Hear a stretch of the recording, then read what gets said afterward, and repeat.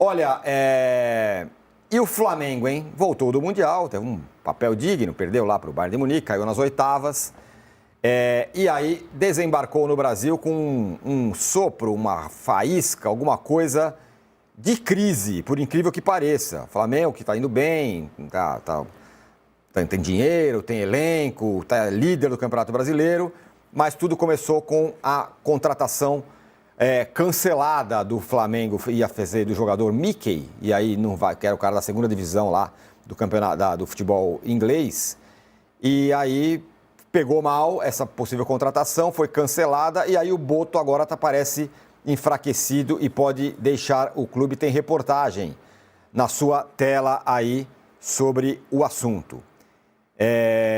O cancelamento dessa contratação do atacante irlandês Mickey Johnston, que já tinha até passagem comprada para o Brasil, incomodou o José Boto, que é o diretor de futebol do Flamengo, diretor remunerado.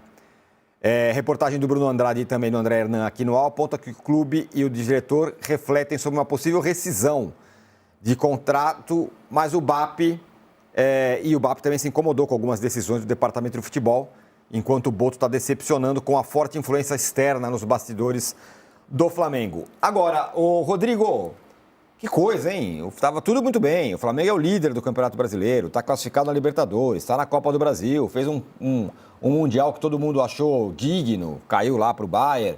Aí desembarca no Brasil, tem uma crise com o Boto pela contratação, vamos combinar, de um desconhecido Mickey Johnston. Tirone, como bem disse o nosso colega Igor Siqueira ontem na live sobre o Flamengo, crise o Flamengo faz em casa. E aí, que eu achei que foi uma frase que resumiu esse episódio, que começa, na verdade, semana passada, com a revelação do nosso colega Mauro César Pereira, de que o departamento de futebol pretendia vender o Pedro por um valor de 15 milhões de euros.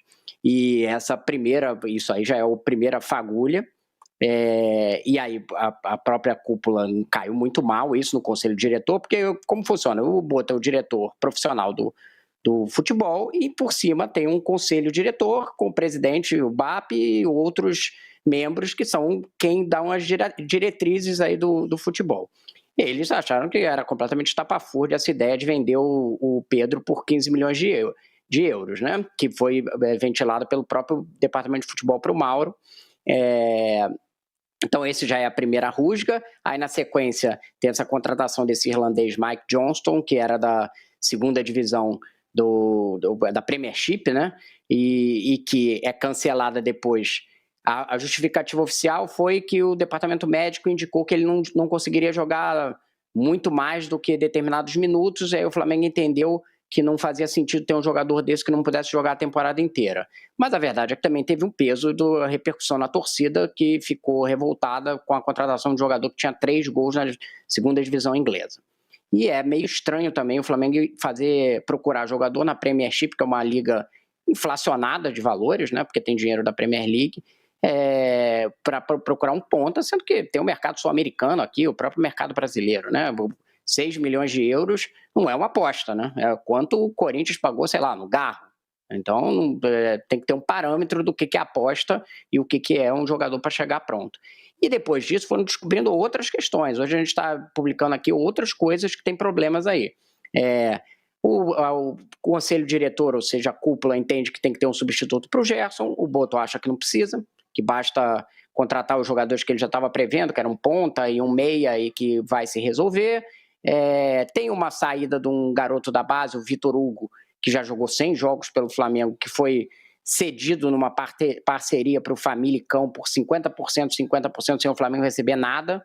Então essa é outra coisa que está em discussão. Todas as transações foram congeladas e já ontem o nosso colega Mauro César, entre outros colegas aí de outros veículos, publicava que o Boto estava refletindo se pedir a demissão, porque se entende desautorizado desde essa saída aí do Mike Johnston, né? Da saída não, da não vinda, né? O cara estava com a passagem comprada e de última hora se decidiu que ele não ia vir.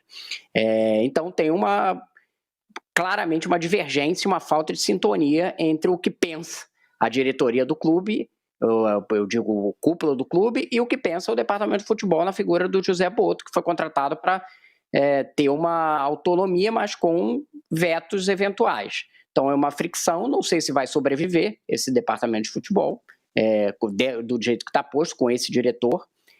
Se permanecer, vai ser com um desgaste, e como você diz, uma coisa curiosa que o Flamengo tem arrumado essa crise. O Flamengo não pode ficar sem jogar, não é nem por uma questão de perde ritmo de jogo. Se abrir a cabeça do torcedor, deixar vazia do torcedor, do dirigente e tal, começa a vir minhoca e surgem essas crises aí que o Flamengo cria dentro de si próprio. Não acho que foi uma coisa que surgiu de uma hora para outra. Em geral, quando acontece esse tipo de coisa, eu acho que é o caso, é uma fagulha de um problema que já vinha anteriormente de questões, né? Questões que eram postas ali, tanto que começa a sair um monte de informação negativa, né?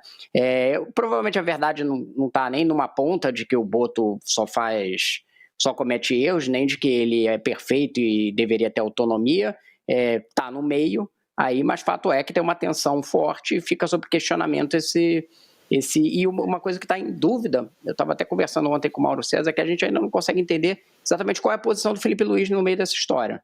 Ele concordava com tudo que o Boto estava fazendo, aceitou só as decisões. Isso eu acho que é uma coisa que ainda a gente precisa apurar melhor para entender qual é a posição do técnico, porque se o diretor, eventualmente, o desgaste levar ele à saída, ou mesmo que ele fique mais desgastado, precisa ver se isso vai ter algum impacto com o Felipe Luiz ou se simplesmente ele segue a vida e vai tocar o trabalho de quem é um trabalho muito bom, né? Ele tem 3 derrotas, né? 4 derrotas, né? Com o Bayern, acho que foi a 4ª derrota.